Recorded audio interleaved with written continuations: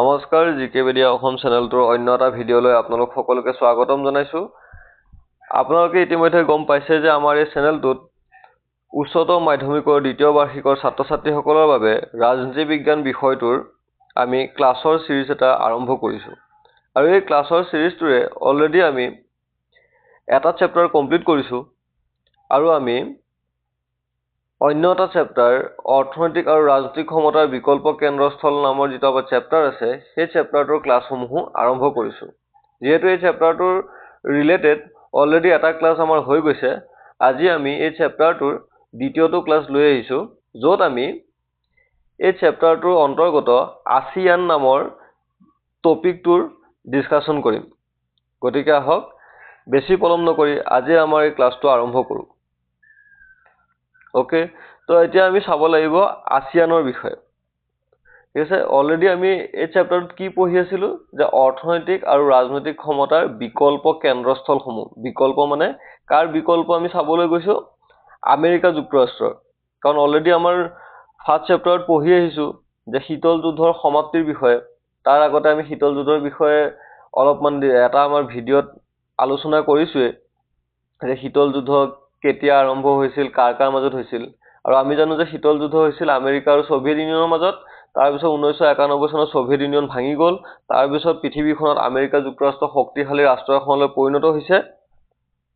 আৰু আমি এতিয়া এই চেপ্টাৰটোত পঢ়ি আছো যে পৃথিৱীত এনেকুৱা অন্যান্য কোনোবা ৰাষ্ট্ৰৰ সংগঠন আছে নেকি বা এনেকুৱা অকলশৰীয়া কোনোবা ৰাষ্ট্ৰ আছে নেকি যিয়ে এটা সময়ত গৈ আমেৰিকা যুক্তৰাষ্ট্ৰৰ যি ক্ষমতা বা প্ৰভাৱ সেই প্ৰভাৱক প্ৰত্যাহ্বান জনাব পাৰিব বা আমেৰিকা যুক্তৰাষ্ট্ৰক চেৰ পেলাবলৈ সক্ষম হ'ব। তো অলৰেডি আমি এই চেপ্টাৰটোত তেনেকুৱা এটা সংগঠনৰ বিষয়ে পঢ়িলো যাৰ নাম আছিল ইউৰোপীয় ইউনিয়ন বা ইউৰোপীয় সংঘ।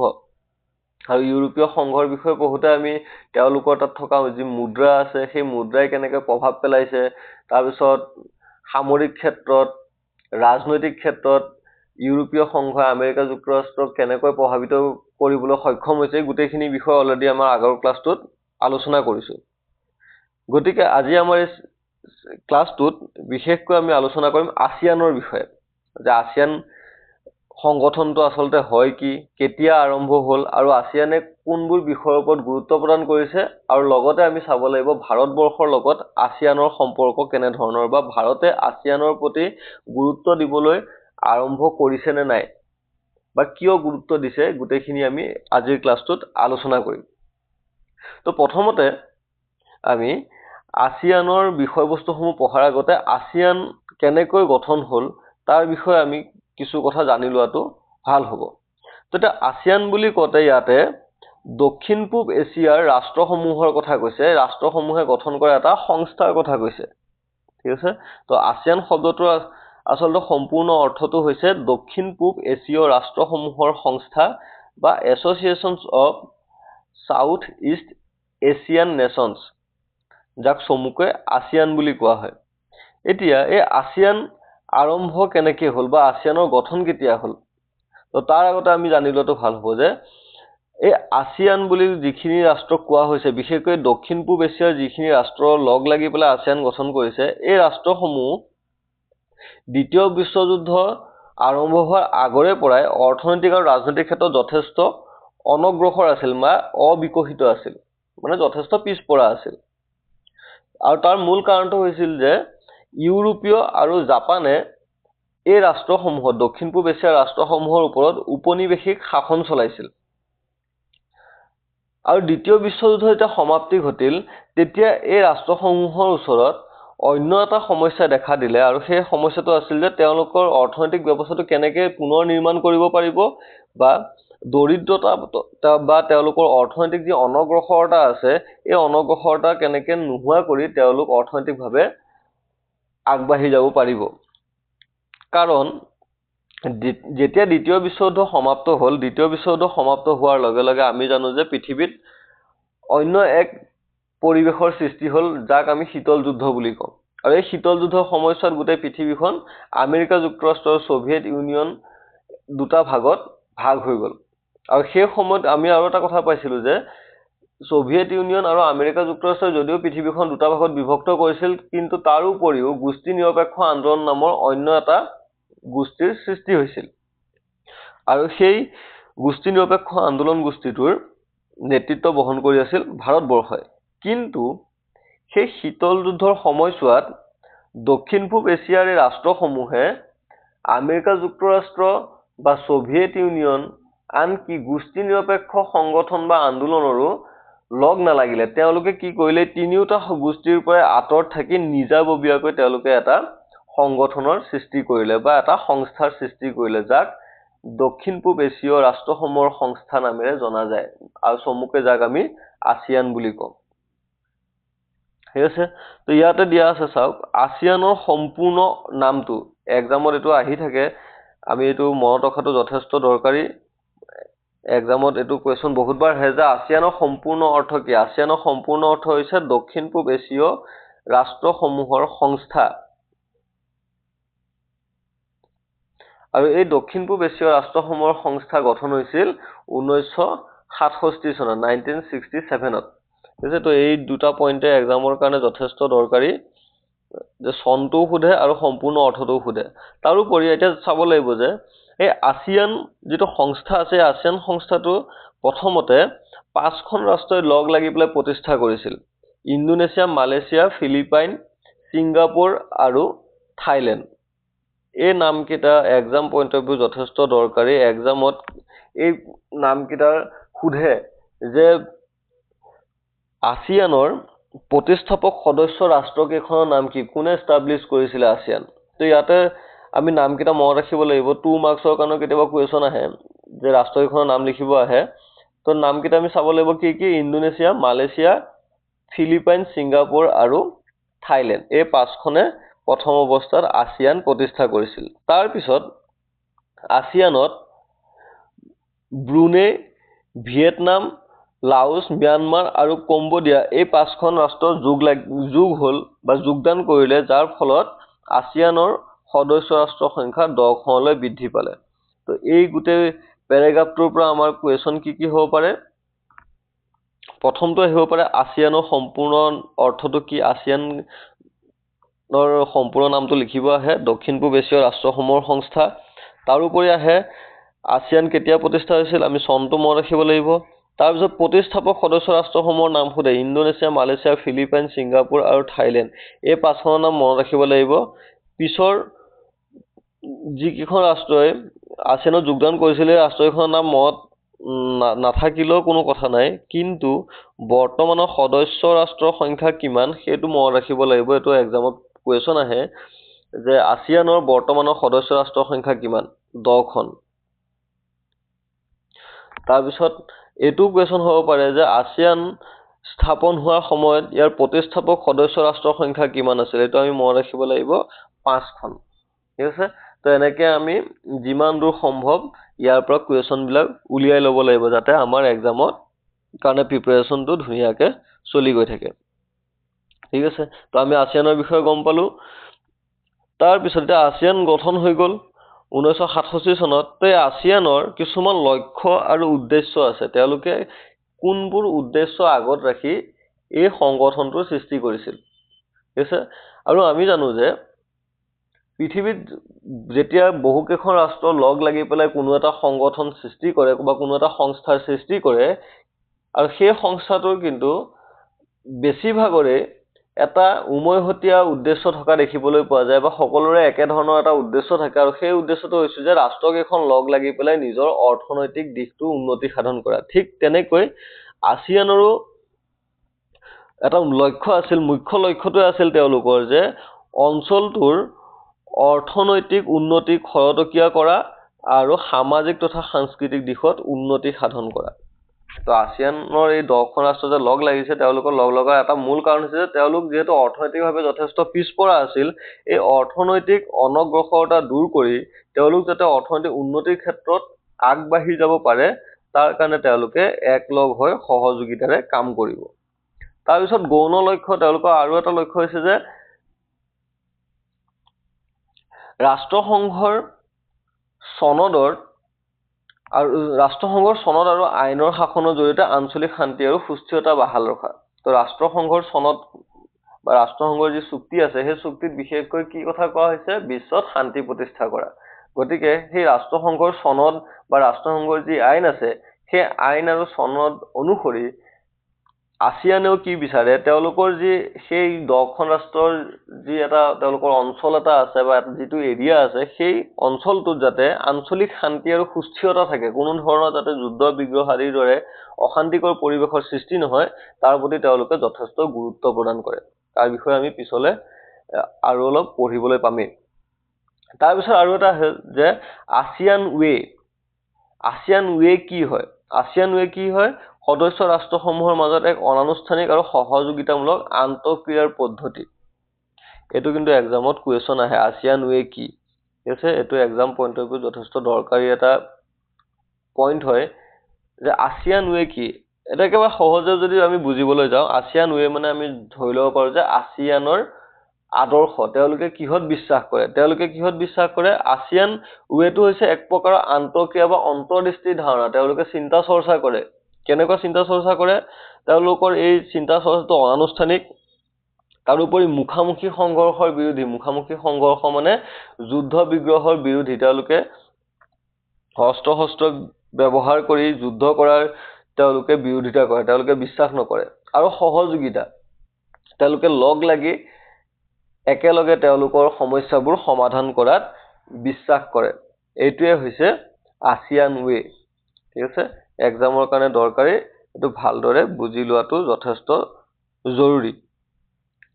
তাৰপিছত আছিয়ানৰ আমি উদ্দেশ্যসমূহ গম পালো। এতিয়া আহি গ'ল আছিয়ানৰ স্তম্ভ। এক্সামত এইটো পইণ্টৰ ওপৰত লং কুৱেশ্যন আহে, 6 মাৰ্ক নহ'লে 4 মাৰ্কৰ কিন্তু কুৱেশ্যন আহে। মানে লং কুৱেশ্যনত এইটো অহা দেখিবলৈ পোৱা যায়। আছিয়ানৰ স্তম্ভ 3টা যদি আমি বুজি ল'লে আমি এক্সামত ধুনীয়াকৈ লিখিব পাৰিম। মই ইয়াতে একেবাৰে চমুকে লৈ আহিছোঁ, মূল কথাখিনি লৈ আহিছোঁ। ইয়াৰ পৰা মই বুজাই দিম ধুনীয়াকৈ। ইয়াৰ পৰা নোট ডাউনো যদি কৰি লয় ছাত্ৰ ছাত্ৰীসকলে ধুনীয়াকৈ এক্সামত এনচাৰটো লিখিব পাৰিব। এতিয়া আছিয়ান স্তম্ভ বুলি ক'লে আমি এটা কথা মনত ৰাখিব লাগিব যে আছিয়ান স্তম্ভ মানে হৈছে আছিয়ানে বিশেষকৈ কোনকেইটা দিশৰ ওপৰত গুৰুত্ব প্ৰদান কৰে। আছিয়ান নামৰ যিটো সংস্থা আছে, মেইনলি এই 3টা বিষয়ক কেন্দ্ৰ কৰিয়ে তেওঁলোকৰ সংগঠনটোৱে কাম কৰি আছে বা এই সংস্থাটোৱে কাম কৰি আছে। এতিয়া ইয়াতে কি দিছে? সহযোগিতাৰ পৰিসৰ বৃদ্ধিৰ বাবে 2003 চনত আছিয়ানে 3টা স্তম্ভ গঠন কৰে। তো স্তম্ভ 3টা প্ৰথমে নামকেইটা চাই লওঁ। এটা হৈছে আছিয়ান নিৰাপত্তা পৰিষদ, তাৰপিছত দিছে আছিয়ান অৰ্থনৈতিক পৰিষদ, আৰু শেষৰটো দিছে আছিয়ান সামাজিক সাংস্কৃতিক পৰিষদ। এতিয়া এই 3টা স্তম্ভৰ কামসমূহ কেনেকুৱা? তো এটা এটাকে আমি বুজি লওঁ। প্ৰথমটো আমি যদি চাওঁ আছিয়ান নিৰাপত্তা পৰিষদ, এই আছিয়ান নিৰাপত্তা পৰিষদৰ মূল কাম হৈছে আঞ্চলিক শান্তি ৰক্ষা কৰা আৰু সশস্ত্ৰ সংঘাত ৰোধ কৰা। মানে এতিয়া আমি জানো যে আছিয়ান হৈছে 10খন ৰাষ্ট্ৰৰ সমষ্টি। তো 10খন ৰাষ্ট্ৰ যিহেতু ওচৰে পাজৰে গোটেইখিনি ৰাষ্ট্ৰ আছে, এই ৰাষ্ট্ৰসমূহত কেতিয়াবা কি হ'ব পাৰে, বিভিন্ন বিষয়ক লৈ পেলাই সংঘাত হ'ব পাৰে। বিশেষকৈ সীমা বিবাদ হ'ব পাৰে, নদীৰ পানীক লৈ পেলাই হ'ব পাৰে, এনেকুৱা বিভিন্ন বিষয়ক লৈ পেলাই ৰাষ্ট্ৰবিলাকৰ মাজত সংঘাত হ'ব পাৰে। আৰু এই সংঘাত বা বিবাদসমূহে যাতে পিছলৈ যুদ্ধলৈ ৰূপান্তৰিত নহয়, অস্ত্ৰ প্ৰয়োগ কৰালৈকে যাতে ৰাষ্ট্ৰবিলাকে যাবলগীয়া নহয়, তাৰ বাবে আছিয়ান নিৰাপত্তা পৰিষদে যথেষ্ট দৃষ্টি ৰখা দেখিবলৈ পোৱা যায়। মানে আছিয়ান নিৰাপত্তা পৰিষদৰ কামেই হৈছে যাতে এই অঞ্চলটোত, আছিয়ান বুলি যিখিনি আমি অঞ্চলক জানো, সেই অঞ্চলত থকা ৰাষ্ট্ৰসমূহৰ মাজত যাতে কোনো বিবাদে সশস্ত্ৰ সংঘাতলৈ ৰূপান্তৰিত নহয় বা যুদ্ধলৈ ৰূপান্তৰিত নহয়, আৰু তেওঁলোকৰ মাজত থকা সেই সংঘাত বা বিবাদসমূহ যাতে শান্তিপূৰ্ণভাৱে আলোচনাৰ মাধ্যমেৰে সমাধান কৰিব পৰা যায়, তাৰ প্ৰতি আছিয়ান নিৰাপত্তা পৰিষদে যথেষ্ট গুৰুত্ব প্ৰদান কৰি আহিছে।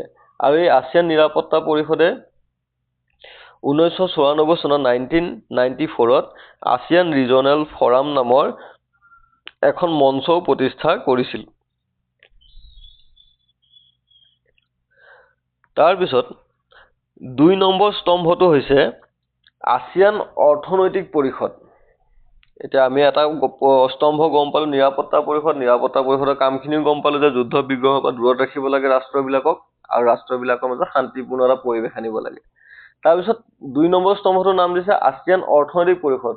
তো আমাৰ নামটোৰ পৰা আমি অনুমান কৰিব পাৰোঁ যে এই অৰ্থনৈতিক দিশটোৰ লগত জড়িত হ'ব। আমি জানো যে আছিয়ান গঠন কিয় হৈছিল? আছিয়ান এইকাৰণে গঠন হৈছিল যে দক্ষিণ পূব এছীয় যিখিনি ৰাষ্ট্ৰ আছিল এই ৰাষ্ট্ৰসমূহ অৰ্থনৈতিক ক্ষেত্ৰত যথেষ্ট পিছপৰা আছিল আৰু তেওঁলোকে অৰ্থনৈতিক দিশটোৰ উন্নতি সাধন কৰিবৰ কাৰণে এই আছিয়ান সংস্থাটো গঠন কৰিছে। গতিকে আছিয়ানৰ এটা সেইকাৰণে স্তম্ভ হৈছে আছিয়ান অৰ্থনৈতিক পৰিষদ। আৰু এই অৰ্থনৈতিক পৰিষদে বিশেষকৈ কোনখিনি বিষয়ৰ ওপৰত গুৰুত্ব দিয়ে? প্ৰথম হৈছে এক উমৈহতীয়া বজাৰ আৰু উৎপাদনৰ ব্যৱস্থা কৰা। তাৰপিছত আছিয়ান অঞ্চলৰ সামাজিক আৰু অৰ্থনৈতিক উন্নতি সাধন কৰা। তো ইয়াতে কি বুলি কৈছে যে আছিয়ান অৰ্থনৈতিক পৰিষদে বিশেষকৈ কোনখিনি বিষয়ৰ ওপৰত গুৰুত্ব দিব? আছিয়ানৰ কাৰণে এখন উমৈহতীয়া বজাৰ প্ৰস্তুত কৰা। উমৈহতীয়া বজাৰ মানে এই ৰাষ্ট্ৰকেইখনে যাতে আছিয়ানৰ যি সদস্য ৰাষ্ট্ৰ 10খন আছে এই 10খন ৰাষ্ট্ৰৰ মাজত যাতে অৰ্থনৈতিক সহযোগিতা বৃদ্ধি পায়, ৰাষ্ট্ৰকেইখনে যাতে অৰ্থনৈতিক দিশটোৰ বাবে পৃথিৱীৰ অন্যান্য ৰাষ্ট্ৰৰ ওপৰত বেছিকৈ নিৰ্ভৰ কৰিবলগীয়া নহয়, বেপাৰ বাণিজ্য যাতে তেওঁলোকৰ মাজতে সমাপন কৰিব পাৰে বা তেওঁলোকৰ মাজতে গোটেই বেপাৰ বাণিজ্য চলাব পাৰে, তাৰ বাবে এই আছিয়ান অৰ্থনৈতিক পৰিষদ গঠন কৰা হৈছিল।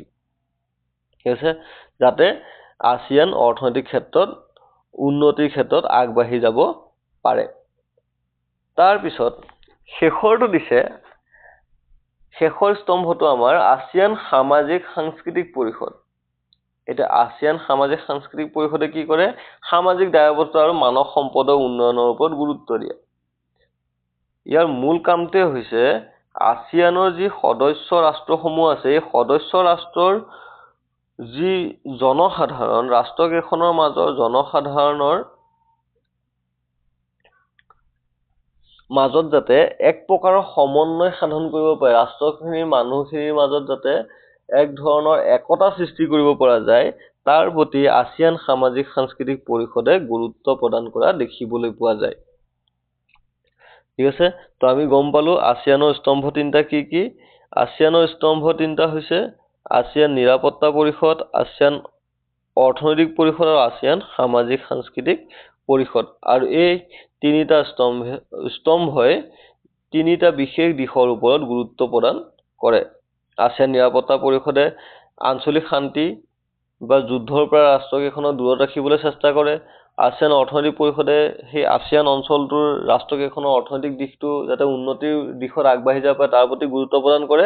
আৰু আছিয়ান সামাজিক সাংস্কৃতিক পৰিষদে আছিয়ানৰ সদস্য ৰাষ্ট্ৰসমূহৰ মাজৰ জনসাধাৰণৰ মাজত এক প্ৰকাৰৰ সমন্বয় সাধন কৰাৰ ওপৰত গুৰুত্ব দিয়ে। কাৰণ ৰাষ্ট্ৰখিনিৰ মানুহৰ মাজত যদি এটা ভাল সম্পৰ্ক থাকে তেতিয়াহে ৰাষ্ট্ৰকেইখনৰ মাজত এটা একতাৰ ভাৱ সৃষ্টি হ'ব। যদি দেশকেইখনৰ মানুহৰ মাজতো যদি সম্পৰ্ক বেয়া হয় তেনেহ'লে দেশকেইখনৰ মাজৰ সম্পৰ্ক এনেও উন্নতি হ'ব নোৱাৰিব। গতিকে আছিয়ান সামাজিক সাংস্কৃতিক পৰিষদে সেইকাৰণে আছিয়ানৰ সদস্য ৰাষ্ট্ৰকেইখনৰ জনসাধাৰণৰ মাজৰ সম্পৰ্ক ভাল কৰাৰ ওপৰত গুৰুত্ব প্ৰদান কৰা দেখিবলৈ পোৱা যায়।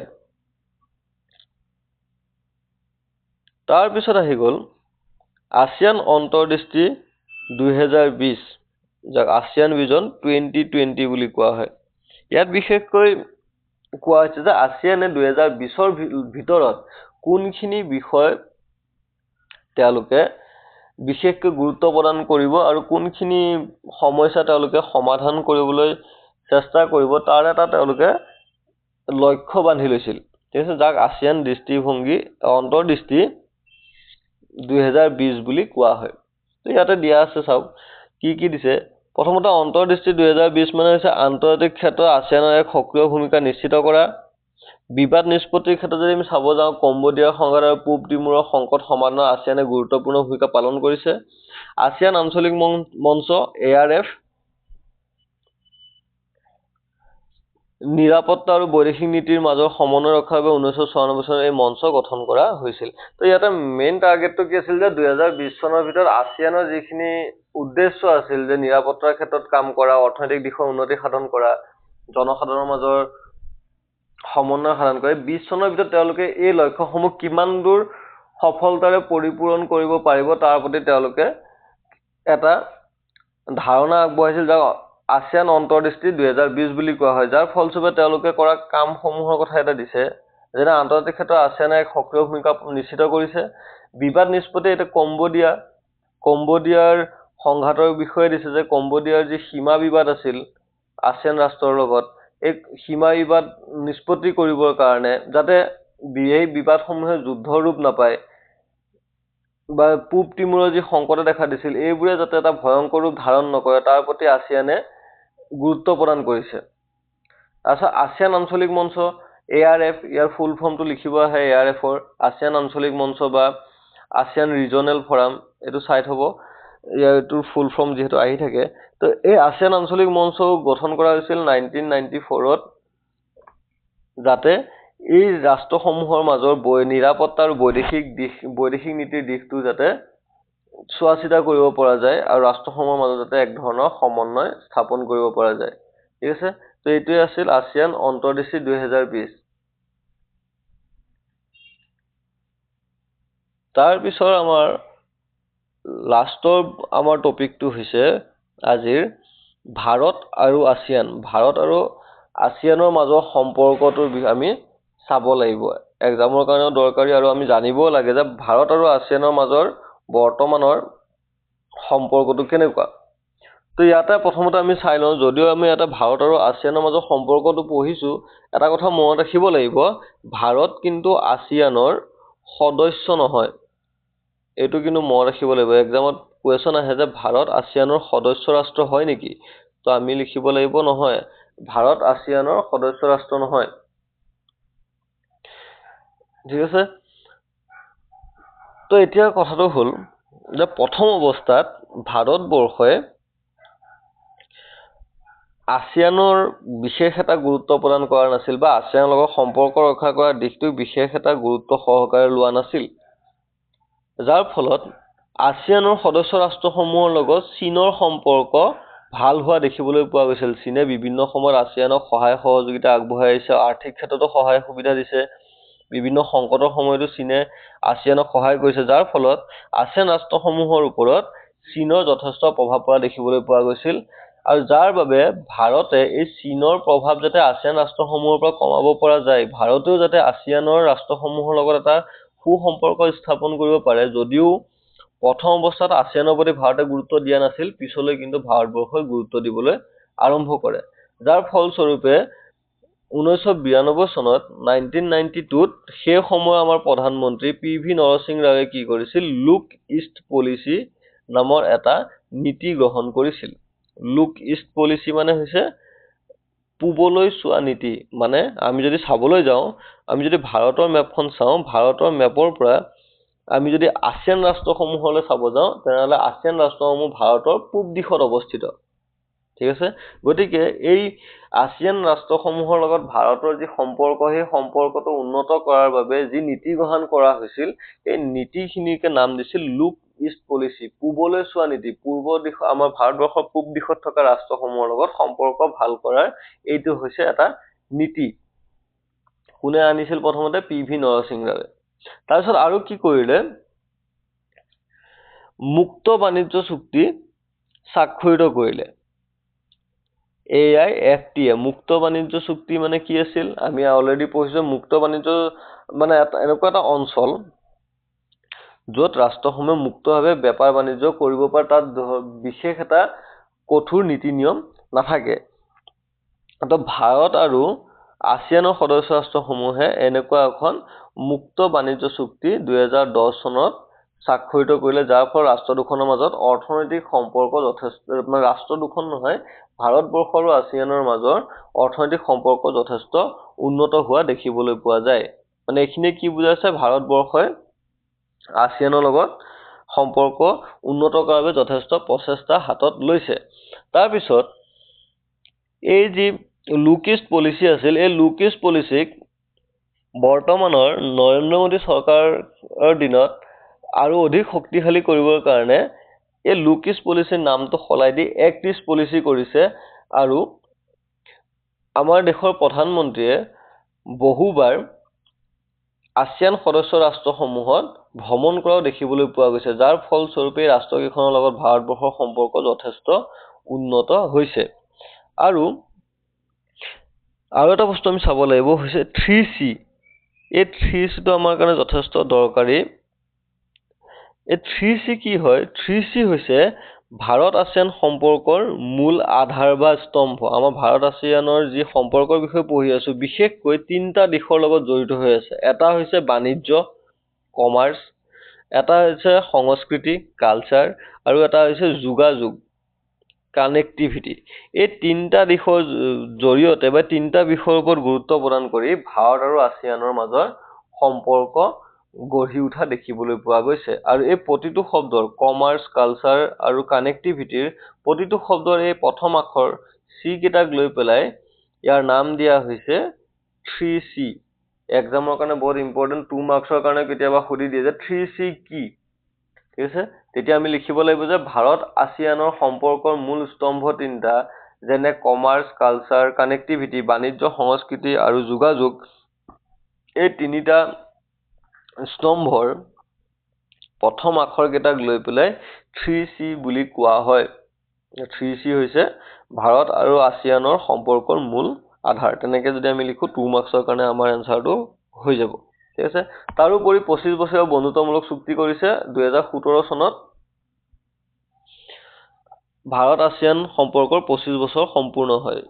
ভাৰতবৰ্ষ আৰু আছিয়ানৰ মাজৰ যিটো সম্পৰ্ক, সেই সম্পৰ্কটো বৰ্তমান 2017 চনলৈকে 25 বছৰ সম্পূৰ্ণ কৰা দেখিবলৈ পোৱা গৈছে। মানে বৰ্তমান সময়ত আছিয়ানৰ সদস্য ৰাষ্ট্ৰসমূহৰ ওপৰত চীনৰ যি প্ৰভাৱ, এই চীনৰ প্ৰভাৱ নোহোৱা কৰিবৰ বাবে বা কমাবৰ বাবে আৰু ভাৰতে নিজৰ মানে এটা সম্পৰ্ক বা শক্তিশালী স্থিতি আছিয়ানৰ ওপৰত আনিবৰ কাৰণে ভাৰতে আছিয়ান সদস্য ৰাষ্ট্ৰসমূহৰ লগত বিভিন্ন সময়ত বিভিন্ন ধৰণৰ চুক্তি স্বাক্ষৰ কৰিছে আৰু সম্পৰ্ক উন্নত কৰিবলৈ চেষ্টা কৰি আহিছে। যাৰ ফলস্বৰূপে নতুন দিল্লীত আছিয়ান ভাৰত কেন্দ্ৰ এটাও স্থাপন কৰা দেখিবলৈ পোৱা গৈছে। তো আজি আমাৰ এই ভিডিঅ'টোত আছিয়ানৰ বিষয়ে ইমানখিনিয়ে তথ্য আছিল। আশা কৰোঁ ছাত্ৰ-ছাত্ৰীসকলে বিষয়বস্তুখিনি বুজি পাইছে। মই ইয়াতে পৰাপক্ষত একেবাৰে সহজ ভাষাত চমুকৈ গোটেইখিনি বস্তু লৈ আহিছোঁ আৰু মই নিজে কিছু পৰিমাণে তাৰ এক্সপ্লেইন কৰি দিছোঁ, যাতে ছাত্ৰ-ছাত্ৰীসকলে এই মূল কথাখিনিৰ পৰা সকলোখিনি বিষয় অতি কম সময়ৰ ভিতৰত বুজিবলৈ যাতে সক্ষম হয়। ঠিক আছে, তো আমাৰ আজিৰ ক্লাছটোত আছিয়ানৰ বিষয়ে ইমানখিনিয়ে আছিল। তো নেক্সট ক্লাছত আমি আমাৰ এই চেপ্টাৰটোৰ লগত জড়িত অন্যান্য বিষয়, বিশেষকৈ অৰ্থনৈতিক ক্ষমতা হিচাপে চীনৰ বিষয়ে আৰু ভাৰত আৰু চীনৰ সম্পৰ্কৰ বিষয়ে আমি আলোচনা কৰিম। গতিকে ভিডিঅ'টো শেষলৈকে চোৱাৰ বাবে আপোনালোকক ধন্যবাদ জনাইছোঁ।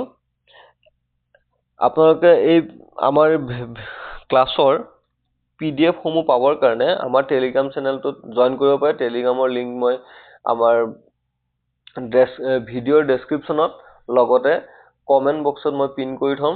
আপোনালোকে তাত জইন কৰি ক্লাছৰ PDF সমূহ ল'ব পাৰিব। ধন্যবাদ।